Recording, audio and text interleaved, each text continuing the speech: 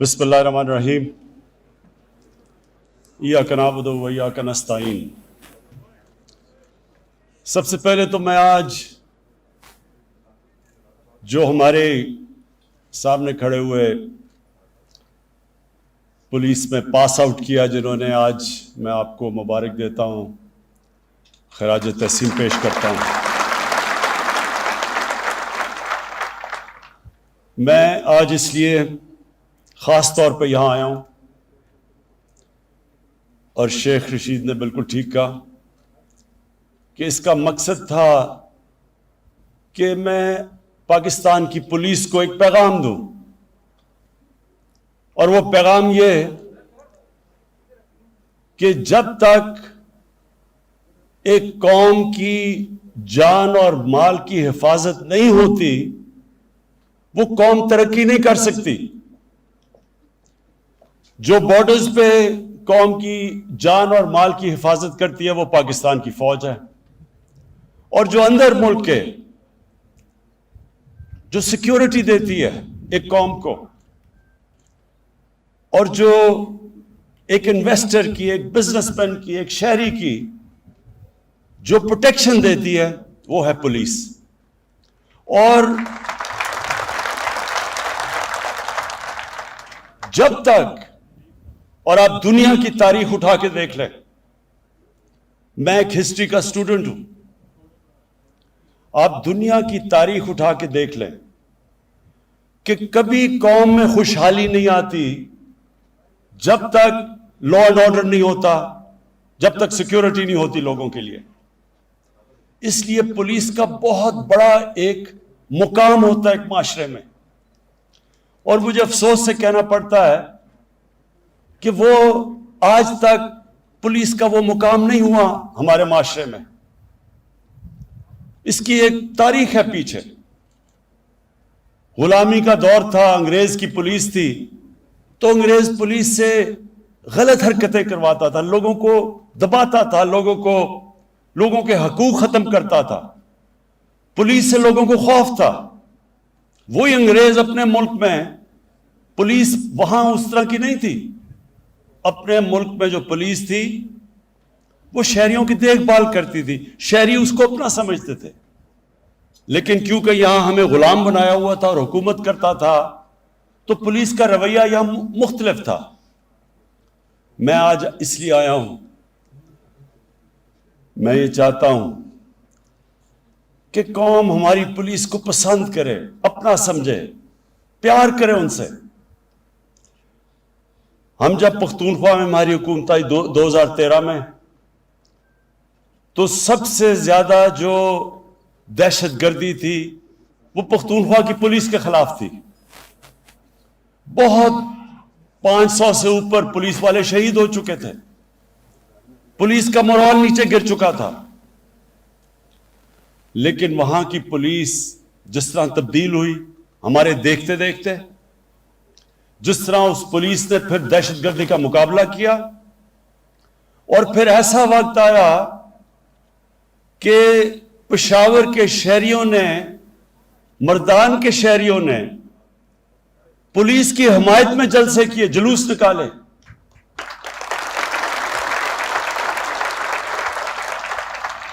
اور مجھے بڑا فخر ہوا کہ اپنی آنکھوں کے سامنے میں نے اس پولیس کو بدلتے دیکھا۔ تو میں آج آپ کو بھی، کیونکہ آپ نے آج پاس آؤٹ کیا ہے، آپ کو میں اپنی زندگی کے تجربے سے اور جو میرا اللہ میں ایمان ہے اس سے آپ کو ایک ایڈوائس دینا چاہتا ہوں۔ یہ اپنی زندگی میں ہمیشہ یہ بات یاد رکھنا، یہی میں ایڈوائس اپنے بچوں کو دیتا ہوں کہ جب ہم اللہ سے نماز میں صرف ایک چیز مانگتے ہیں کہ اللہ ان کے راستے پہ لگا جن کو تو نے نعمتیں بخشی، ان کے نہیں جو اپنی تباہی کے راستے پہ نکل گئے۔ ہمیشہ آپ کے سامنے میں دو راستے آئیں گے، ہر انسان کے سامنے میں کبھی نہ کبھی اس کو فیصلہ کرنا پڑ جاتا ہے، دو مختلف چوائسز آ جاتی ہیں۔ میں جب کرکٹ میں اوپر آ رہا تھا تو میرے سامنے بھی یہ دو راستے آ گئے. ساؤتھ افریقہ میں ان دنوں میں کرکٹ کھیلتے تھے, وہ اپارٹھائڈ کی رجیم تھی, UN کی سینکشنز تھیں, تو بڑے پیسے دیتے تھے ساؤتھ افریقہ کرکٹ کھیلنے کے لیے. تو بڑا مجھے پیسہ آفر ہوا کہ آپ ساؤتھ افریقہ آ کے کرکٹ کھیلیں. لیکن اگر میں کرکٹ کھیلتا تھا ان کے لیے تو میں ایک رجیم جو کہ ریسسٹ رجیم تھی, اپارٹھائڈ کی رجیم تھی, میں نے اس کو سپورٹ کرنا تھا. تو پیسہ تو مل جانا تھا لیکن عزت نہیں ملنی تھی. پھر جب میں کیپٹن بنا, پہلے ہی کیپٹن میں مجھے ہندوستان کے کسی بکی نے آفر کیا کہ اگر آپ ٹاس کا میں فیصلہ بتا دیں تو آپ کو اتنے پیسے دیں گے. ان دنوں میں بڑا پیسہ تھا وہ. تو یہ یاد رکھنا کہ یہ ہر انسان کو یہ دو راستے, ایک شیطانیت کا راستہ ہے, ایک انسان کی عظمت کا راستہ ہے. ایک راستہ وہ ہے جو اللہ قرآن میں ہمیں کہتا ہے کہ نبی صلی اللہ علیہ وسلم کے راستے پہ چلو, ان کی سنت پہ چلو. وہ راستہ آسان راستہ نہیں ہے. کئی دفعہ جو آپ آسان راستہ سمجھتے ہیں وہ آپ کی تباہی کا راستہ ہے. تو آپ کو ہمیشہ یہ چوائسز کرنی پڑیں گی. اور یہ میں آپ سے بالکل, یہ جو شیخ رشید نے کہا, یہ بالکل آپ کی بات ٹھیک ہے. میں سمجھتا ہوں کہ آپ کو بھی جو تنخواہ ملتی ہے وہ کافی نہیں ہے, بلکہ آپ کو نہیں, ہمارے کتنے تنخواہ دار طبقہ ہے, کیونکہ مہنگائی بڑھتی گئی ہے کئی سالوں سے, تو اس کی وجہ سے تنخواہیں اتنی نہیں جتنی ملنی چاہیے. تو ایز آسان ہوتا ہے کہ چلے یہ راستہ لے لیں, پیسہ مل جائے گا, صرف ضمیر بیچنا ہوتا ہے. لیکن میں آج آپ کو یہ کہتا ہوں کہ قرآن میں اللہ نے واضح لکھا ہوا ہے کہ رزق اللہ کے ہاتھ میں ہے. آپ جو آپ حلال کی بھی کما سکتے ہیں, حرام کی بھی کما سکتے ہیں, لیکن قرآن میں واضح ہے کہ رزق اس کے ہاتھ میں ہے. میں نے اپنی زندگی میں دیکھا, اور شیخ رشید نے بھی اسی ٹائم پہ دیکھا ہوگا, وہ سیاستدان جن کو اللہ نے اتنا موقع دیا, ملک کے سربراہ بنا دیے, اور ان کے سامنے بھی یہ دو راستے تھے. وہ بھی حلال کی کمائی بھی کر سکتے تھے, اور بہت بڑی ایک عزت ہوتی ہے ملک کا سربراہ بننا. لیکن جس راستے پہ وہ نکل گئے, آپ کے سامنے آج وہ عبرت کا نشان بنے ہوئے ہیں. ان کے پاس آج اتنا پیسہ ہے, ان کو خود نہیں پتا کتنا پیسہ ہے, لیکن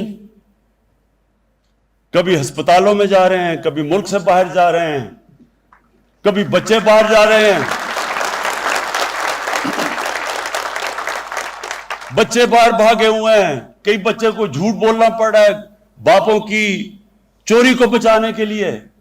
کیا فائدہ اس پیسے کا؟ یہ پیسہ اللہ کا عذاب ہے.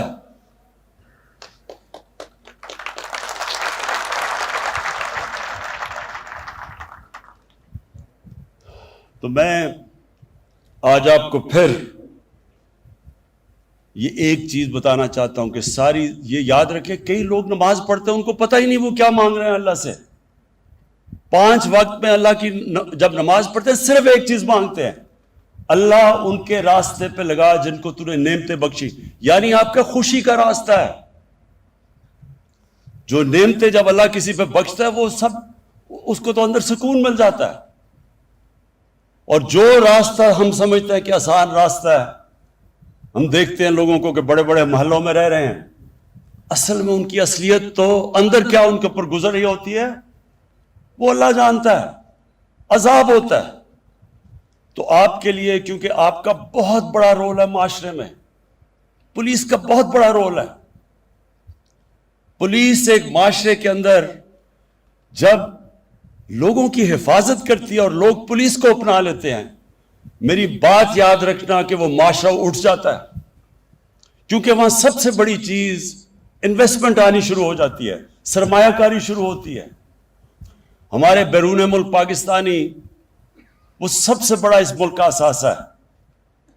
میں کیونکہ میرا واسطہ ان سے زیادہ تھا دنیا میں کرکٹ پہ پہلے ٹریول کرتا تھا, پھر اس کے بعد ویسے جب میرا باہر جانا ہوتا ہے تو ان کو سب سے بڑا مسئلہ کیا ہوتا ہے کہ وہ جب اپنا باہر سے پیسہ پاکستان لے کے آتے ہیں، کوئی پلاٹ لیتے ہیں، کوئی گھر لیتے ہیں، یا قبضے ہو جاتے ہیں ان پہ، تو جب وہ گھر اور پلاٹ ہی نہیں لے سکتے، وہ یہاں سرمایہ کاری کیسے کریں گے، فیکٹریاں کیسے لگائیں گے؟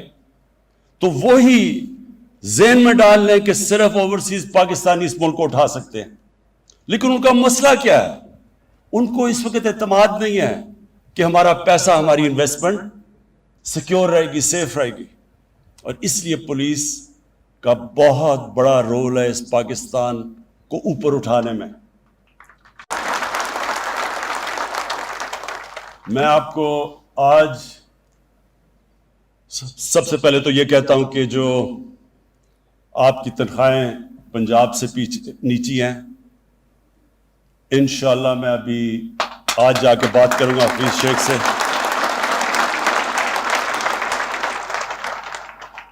میں آپ کو یہ سب کو بتا دوں کہ یہ ملک، ہم جب پچھلے 2 سال سے جو ہمارے معاشی حالات ہیں، سب سے بڑا مسئلہ کیا ہے؟ ملک کے گھر کی طرح ہوتا ہے، گھر مقروض، سب سے زیادہ قرضے چڑھے ہوئے ہیں. تو جب ایک گھر پہ قرضے چڑھتے ہیں تو کیا کرتا ہے گھر؟ ہر گھر میں کبھی نہ کبھی مشکل وقت گزرتا ہے. تو جب قرضے چڑھتے ہیں تو گھر اپنے خرچے کم کرتا ہے جب تک اس کی آمدنی نہیں بڑھتی. تو جب خرچے کم کرتا ہے تو تکلیف ہوتی ہے لوگوں کو. ہم نے بھی میں نے اپنے آفس کے پرائم منسٹر ہاؤس اور پرائم منسٹر آفس کے 60 سے 70% خرچے کم کیے ہیں. ہم نے فیڈرل گورنمنٹ نے 40 ارب اپنی فیڈرل گورنمنٹ میں خرچے کم کیے ہیں. کیوں کیے ہیں؟ کیونکہ ہم نے بیلنس کرنا ہے، ہم قرضوں پہ گزارا نہیں کر سکتے. اور میں بڑے فخر سے آج کہتا ہوں کہ جو 2 ہمارے سب سے بڑے مسئلے تھے، ایک ہے کرنٹ اکاؤنٹ ڈیفیسٹ، یعنی کہ جو پیسہ ڈالر ملک میں آ رہے ہیں اور جو باہر جا رہے ہیں، یہ 5واں مہینہ ہے کہ وہ 17 سال کے بعد وہ سرپلس پہ چلا گیا. اور دوسرا جو ہماری آمدنی اور خرچے اندرونے ہیں، اگر ہمیں قرضوں کی قسطیں نہ ادا کرنی پڑیں تو اس میں بھی ہم نے اپنا بیلنس کر لیا، یعنی کہ ہم تھوڑا سرپلس پہ ہیں. یہ بہت بڑا 2 سالوں میں ہماری گورنمنٹ نے، میرے خیال میں یہ بہت بڑا کارنامہ انجام دیا ہے. کوئی نہیں سمجھ رہا تھا کہ 2 سالوں میں یہ ہوگا. لیکن جب تک ہماری آمدنی نہیں بڑھتی تو ساری قوم کو کہتا ہوں تھوڑا صبر کرنا پڑے گا آپ کو، کیونکہ انشاءاللہ جس طرح آگے حالات ہمیں نظر آ رہے ہیں، ہمارے ملک میں اللہ نے سب کچھ دیا ہے، صرف ہم نے اپنی مینجمنٹ گورننس سسٹم ٹھیک کرنا ہے اور یہ ملک اٹھ جائے گا. اور انشاءاللہ ہمارے پاس اتنا پیسہ ہوگا کہ پولیس کو ہی نہیں، آپ کی تنخواہیں پنجاب نہیں، سارے پاکستان میں پولیس کی بھی تنخواہیں بڑھائیں گے. اپنے جو ہمارے سارے سرکاری نوکر ہیں، بیوروکریٹس ہیں، تنخواہ دار ہیں، انشاءاللہ سب کی تنخواہیں بڑھائیں گے جیسے جیسے آمدنی ہماری بڑھتی جاتی ہے. لیکن میں 2 چیزیں آج کہنا چاہتا ہوں اسلام آباد پولیس کو. نمبر 1 کہ ساری اسلام آباد پولیس کے ہر گھر کو ایک ہیلتھ کارڈ دیں گے ہم. ہیلتھ کارڈ کا مطلب کہ ہر گھر کے پاس ایک ہیلتھ انشورنس ہوگی، اور انشاءاللہ 10 لاکھ روپے کی ہر پولیس کے گھر کی ہیلتھ کی انشورنس ہوگی کہ 10 لاکھ تک کسی گورنمنٹ یا پرائیویٹ ہاسپٹل میں آپ اپنا علاج کروا سکیں گے. اور دوسرا، آپ کو میں جو ہم نیا پاکستان ہاؤسنگ بنا رہے ہیں، اس کے اندر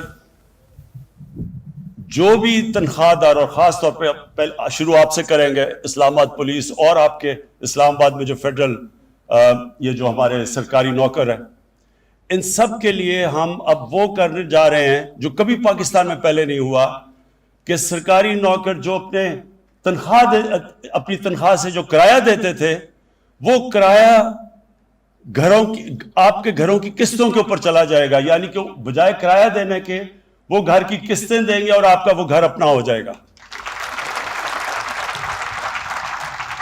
یہ ہمارا بڑا پروگرام ہے نیا پاکستان ہاؤسنگ میں، خاص طور پہ آپ جیسے پولیس والوں کے لیے، سرکاری نوکروں کے لیے. تو وہ انشاءاللہ ہم پولیس سے شروع کریں گے اور ہم ہیلتھ کارڈز بھی آپ سے شروع کریں گے. باقی میں آئی جی صاحب جو آپ نے ریکویسٹ کی وہ میں ساری آپ کی جا کے پروسیس کروں گا. جو آپ نے چیزیں کہی وہ کیونکہ میں بادشاہ نہیں اور پرائم منسٹر ہوں تو مجھے پوچھنا پڑتا ہے اپنے فائنانس منسٹر سے, اس سے بات کر کے. تو انشاءاللہ آپ کی پوری کوشش کروں گا آپ کی حمایت کروں.